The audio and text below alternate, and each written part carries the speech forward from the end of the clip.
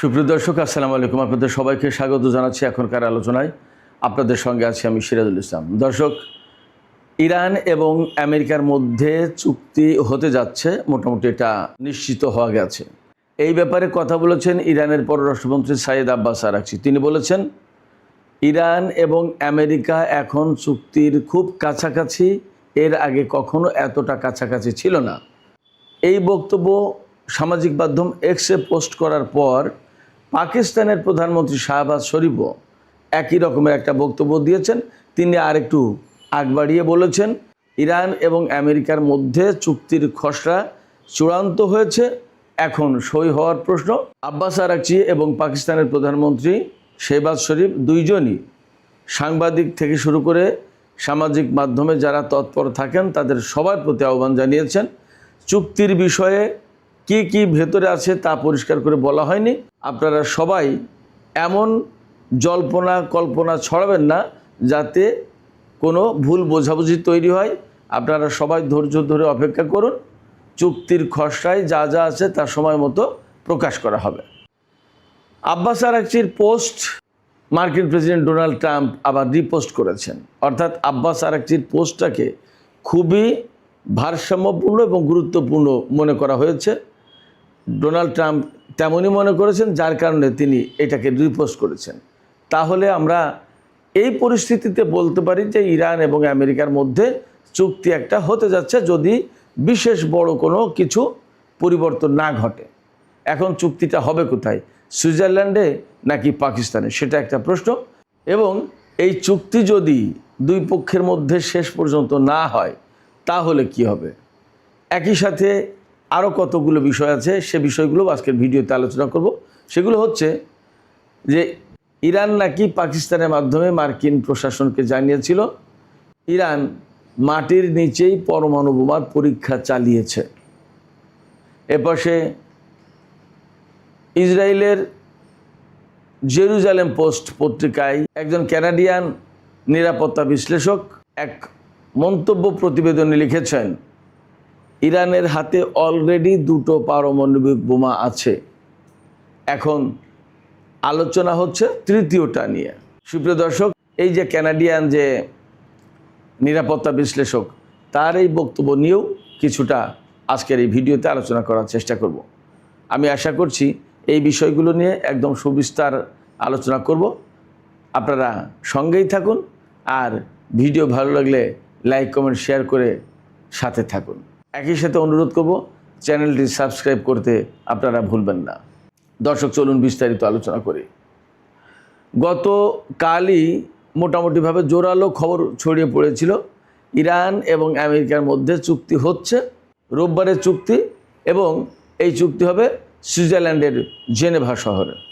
ইরানের পক্ষ থেকে এই খবর সরাসরি নাকচ করা হয়েছিল। তারা বলেছিল এখনও কোনো কিছু চূড়ান্ত হয়নি, এবং সুইজারল্যান্ডের জেনেভায় বৈঠকের যে কথা ছড়ানো হচ্ছে এটা ঠিক নয়। আমরা চুক্তির খসড়া নিয়ে আলাপ আলোচনা করছি, বিভিন্ন পর্যায় থেকে চূড়ান্ত হওয়ার পরে আমরা জানাবো, ইরানের পক্ষ থেকে কথা বলা হয়েছিল। তবে ইরানের মেহের নিউজ চুক্তির ভেতরে কি কি থাকতে পারে সেই বিষয়ে কিছু তথ্য প্রকাশ করেছিল। এই তথ্য প্রকাশের পর ডোনাল্ড ট্রাম্প অনেকটা ক্ষিপ্ত হয়ে বলেছিলেন এগুলো ফেক নিউজ, এগুলো ঠিক না। এবং তিনি ইরানের কর্মকর্তাদের বলেছিলেন যে আসলে তারা এই সমস্ত সামলাতে পারছে না, তাদের এক ঐক্যবদ্ধভাবে বিষয়গুলো সামলানো দরকার। আর যখনই তিনি ফেক নিউজ বলেছিলেন তখন তো শেয়ার মার্কেটে ধস নেমেছিল, সে কথা আমি কালকে রাতে ভিডিওতে বলেছি।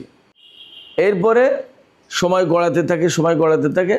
এক পর্যায়ে ইরানের পররাষ্ট্রমন্ত্রী সাইয়েদ আব্বাস আরাকচি তিনি জানান, হ্যাঁ, একটা চুক্তির খসড়া নিয়ে তারা কাজ করছেন, এবং এই ব্যাপারে অনেকটা আমেরিকা এবং ইরান কাছাকাছি পৌঁছেছে। অর্থাৎ এই চুক্তির খসড়ার ব্যাপারে যেরকম দৃষ্টিভঙ্গি পোষণ করে আমেরিকা, ইরানও প্রায় একই রকমের দৃষ্টিভঙ্গি পোষণ করে। তার মানে হচ্ছে দুই পক্ষ সমঝোতার খুব কাছাকাছি এসেছে। এই বিষয়টাকে ইরানের পররাষ্ট্রমন্ত্রী আব্বাস আরাকচি বলেছিলেন যে তারা দুই পক্ষ চুক্তির এত বেশি কাছাকাছি এখন, যা এর আগে কখনো ছিল না। তার মানে দাঁড়াচ্ছে যে ইরানের পক্ষ থেকে এই চুক্তির ব্যাপারে তাদের একটা গ্রিন সিগন্যাল আব্বাস আরাকচি দিয়ে দিলেন। তার মানে দাঁড়াচ্ছে সর্বোচ্চ নেতার পক্ষ থেকেও এই চুক্তির ব্যাপারে অনুমোদন আছে। পাকিস্তানের প্রধানমন্ত্রীও একই ব্যাপারে একই রকমের কথা বলেছেন। তিনি বলেছেন ইরান এবং আমেরিকা সমঝোতায় পৌঁছেছে, খুব শিগগিরই চুক্তি। এই ব্যাপারে পাকিস্তান খুব জোরালো প্রচেষ্টা চালাচ্ছে এবং শিগগিরই চুক্তি হবে বলে আশা করা যায়। তিনি সংবাদ মাধ্যমের কর্মীদেরকে, সংবাদ মাধ্যমগুলোকে যথেষ্ট সতর্কতা অবলম্বন করার পরামর্শ দিয়েছেন। তিনি বলেছেন এই ব্যাপারে জল্পনা কল্পনা আপনারা প্লিজ কেউ ছড়াবেন না। আর আব্বাস আরাকচি বলেছেন চুক্তির খসড়ায় কি আছে তার সময় মতো জানানো হবে। তবে আমি আপনাদেরকে একটা কথা বলি, এখনও যেহেতু ইরানের পক্ষ থেকে বা আমেরিকার পক্ষ থেকে আনুষ্ঠানিকভাবে জানানো হয়নি এই খসড়ায় কি আছে, অর্থাৎ কোন কোন শর্তের ভিত্তিতে আমেরিকা এবং ইরান এই চুক্তি করতে যাচ্ছে, এ ব্যাপারে পরিষ্কার করে ধারণা না পাওয়া গেলেও আমি আপনাদেরকে একটা কথা খুব স্ট্রংলি বলতে পারি। সেটা হচ্ছে যে এই চুক্তি এমন একটা চুক্তি হতে যাচ্ছে যে চুক্তির বেশিরভাগ শর্ত ইরানের পক্ষে যাবে, ইরানের কথাই ফাইনাল হবে।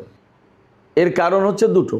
একটা হলো ইরান চুক্তির জন্য মরিয়া না, বরং ইরান আমেরিকাকে কিভাবে প্রতিরোধ করতে পারে সেই ব্যাপারে তারা মরিয়া, যাতে আমেরিকা বুঝতে পারে যে ইরানের সাথে এই ধরনের সামরিক তন্ত্রমন্ত্র নিয়ে কোনো লাভ হবে না, কোনো কাজ হবে না। অর্থাৎ যুদ্ধের মাধ্যমে ইরান আমেরিকাকে চুক্তি করতে বাধ্য করবে। যদিও আমেরিকা ইরানকে যুদ্ধের মাধ্যমে চুক্তি করার জন্য চেষ্টা করেছে, কিন্তু তারা পারেনি, বরং ইরান উল্টা প্রতিরোধ করে আমেরিকাকে এই চুক্তি করতে বাধ্য করবে এবং আমেরিকা বুঝতে পারে ইরান ছাড়বে না এবং এই সামরিক তন্ত্রমন্ত্র দিয়ে কাজ হবে না। এই রকম একটা প্রেক্ষাপট থেকে ইরান আমেরিকার বিরুদ্ধে খুব শক্ত প্রতিরোধ গড়ে তুলেছিল এবং শক্ত প্রতিরোধ চালিয়ে যাচ্ছে। এছাড়া ইরান মধ্যপ্রাচ্য অঞ্চল থেকে মার্কিন সেনাদেরকে আসলে বহিষ্কার করতে চায়। তার সবচেয়ে সহজ উপায় হচ্ছে এই প্রতিরোধ। ইরান যখন চূড়ান্তভাবে প্রতিরোধ যুদ্ধ শুরু করেছে আমেরিকার বিরুদ্ধে এবং একের পর এক মার্কিন ঘাঁটিগুলোতে হামলা চালিয়েছে, মার্কিন সেনাদের জীবন বিপর্যস্ত করে তুলেছে, তখন কিন্তু আমেরিকা এই চুক্তি করতে বাধ্য হচ্ছে। এখন কথা হচ্ছে আগামী 2-1 দিনের ভেতরে যদি দুই পক্ষের মধ্যে চুক্তি হয়ে যায় তাহলে কি হবে? তাহলে যুদ্ধ কি থেমে যাবে? আমার ব্যক্তিগত মতামত হচ্ছে যুদ্ধ থামার কথা। তারা তো বিশ্বের বিগ বস নিজেদেরকে এখনও মনে করে। সেই কারণে তারা যদি মনে করে যে এই কারণে ওই কারণে ইরানের উপর হামলা চালাবো, তা চালাতে পারে এবং তা চালালে ইরানও পাল্টা জবাব দেবে। ইরান কখনো ছাড়বে না। আমেরিকার সাথে চুক্তি হোক আর না হোক, আমেরিকার সাথে চুক্তি থাকুক আর না থাকুক, এ দুটোই, চুক্তি হলেও ভালো না হলেও ভালো, চুক্তি থাকলেও ভালো না থাকলেও ভালো, কোনো কথা নেই। আমেরিকা যখনই ইরানের উপরে কোনো রকমের হামলা চালাবে ইরান তার পাল্টা জবাব দেবেই। আমি আবারও বলছি, চুক্তি হলেও ভালো না হলেও ভালো। অর্থাৎ চুক্তি হলেও আমেরিকা যদি ইরানের উপরে হামলা চালায় ইরান পাল্টা জবাব দেবে। এটা হলো একটা বিষয়। আর একটা বিষয় হচ্ছে যে আমেরিকা যদি মনে করে যে না এই চুক্তি থেকে বেরিয়ে যাব, ইরান কখনো দ্বিধা করবে না, সাথে সাথে তারা পাল্টা ব্যবস্থা নেবে। এখন এই চুক্তির দুটো পার্ট আছে, ইরান প্রথম থেকেই বলে আসছে। প্রথম ফেজ সংক্ষিপ্ত, চুক্তি হওয়ার সাথে সাথে ইরান কী পাবে এই সমস্ত বিষয় থাকবে। আর চুক্তির বড় অংশ 60 দিনের ভেতরে ফাইনাল করতে হবে, এটা প্রাথমিক সমঝোতায় বলা হচ্ছে। সেই 60 দিনের ভেতরে অর্থাৎ দ্বিতীয় ধাপের যে বিষয়টা আলোচনা যেটা নিয়ে হবে, সেখানে থাকবে পরমাণু কর্মসূচির ভাগ্য কী হবে, ইউরেনিয়াম এনরিচমেন্ট, তারপরে এনরিচড ইউরেনিয়াম, এই সমস্ত বিষয় আছে। তবে একটা বিষয় একদম পরিষ্কার করেছেন ইরানের পররাষ্ট্রমন্ত্রী, যে লেবাননের ব্যাপারটা এই চুক্তির ভিতরে ইনক্লুডেড থাকছে, অর্থাৎ লেবাননেও যুদ্ধবিরতি কার্যকর হবে। এখন প্রশ্ন আসছে, লেবাননের যুদ্ধবিরতি কার্যকর হলো কিন্তু ইসরায়েল যদি না করে তাহলে কী হবে? তাহলেও ইরানের পক্ষ থেকে বা হিজবুল্লাহর পক্ষ থেকে প্রতিরোধ অব্যাহত থাকবে। ইসরায়েল যদি করে তাহলে এরাও একই রকমের পদক্ষেপ নেবে। ইসরায়েলকে থামাতে পারবে কি পারবে না সেটা ডোনাল্ড ট্রাম্পের ব্যাপার, সেটা ইরানের ব্যাপার না, তাদের পক্ষের ব্যাপার। যাই হোক সুপ্রিয় দর্শক, এই যে ইরান এবং আমেরিকার মধ্যে আলোচনা হচ্ছে বা চুক্তি হতে যাচ্ছে, এই চুক্তি হওয়ার পেছনের কারণ কি? অনেকে বলছেন যে খুব সম্প্রতি পাকিস্তানের সেনাপ্রধান ফিল্ড মার্শাল আসিম মুনির ইরান সফরে গিয়েছিলেন এবং এই সফরের সময় নাকি ইরানের পক্ষ থেকে জানানো হয়েছে, বিভিন্ন জল্পনা ভেসে বেড়াচ্ছে যে ইরান নাকি পাকিস্তানকে বলেছে যে আমরা মাটির নিচেই পরমাণু বোমার পরীক্ষা চালিয়েছি, এই তথ্য তোমরা আমেরিকাকে জানিয়ে দাও। পাকিস্তান এই তথ্য মার্কিন প্রশাসনের কাছে কনভে করেছে। কনভে করা মানে তাদের কাছে পৌঁছে দিয়েছে। এই তথ্য পৌঁছে দেওয়ার পর ডোনাল্ড ট্রাম্পের একেবারেই টনক নড়েছে। এখন আর কোনো পথ নেই, উপায় নেই।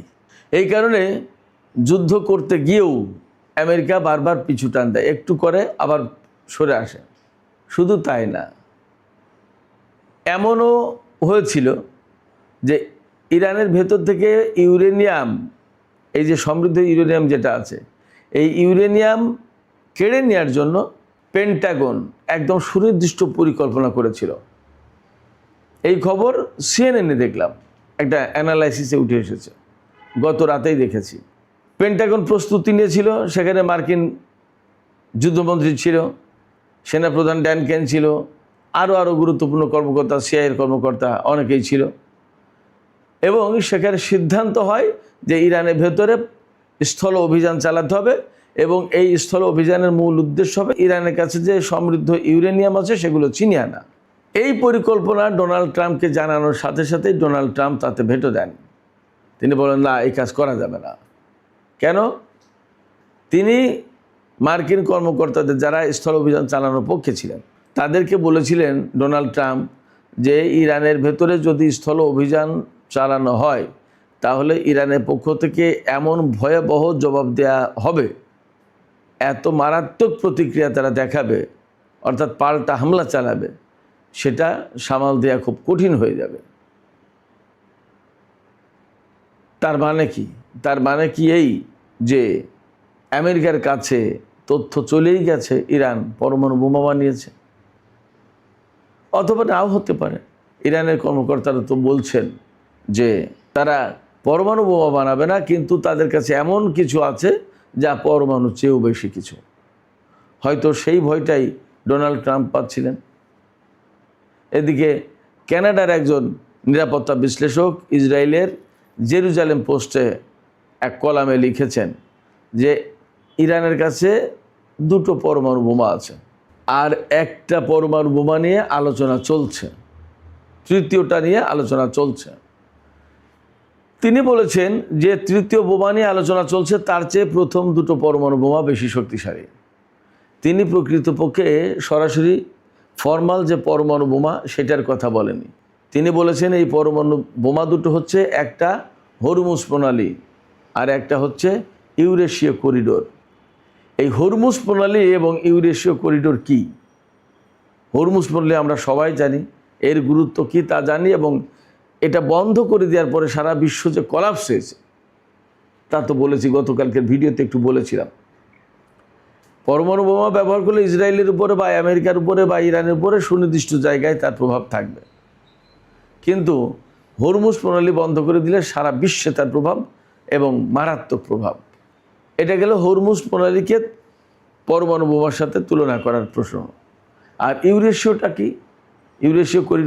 ইউরেশীয় করিডোর হচ্ছে ভারতের মুম্বাই বন্দর থেকে একদম ইরানের ভেতর দিয়ে কাস্পিয়ান সাগর পার হয়ে রাশিয়ার থেকে সেন্ট পিটার্সবার্গ 7,000 কিলোমিটারের বেশি দীর্ঘ পথ, যেটা ইরানের ভিতর দিয়ে গেল। এখানে মূল গুরুত্বপূর্ণ ব্যাপার।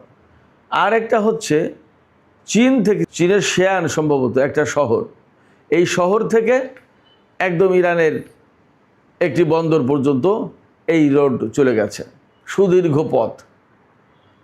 এই 2টো পথ, এই 2টো করিডোর, যার মূল হাব হচ্ছে ইরান, এই 2টো এমন গুরুত্বপূর্ণ যে সমুদ্রে ইরানকে বা ভারতকে বা চীনকে ঝামেলা করবে আমেরিকা, এই যাতে ঝামেলা না করতে পারে আমেরিকার সমুদ্র প্রভাব এড়িয়ে স্থলপথে বিপুল বাণিজ্য করার ব্যবস্থা করেছে ভারত এবং চীন ইরানের মধ্য দিয়ে।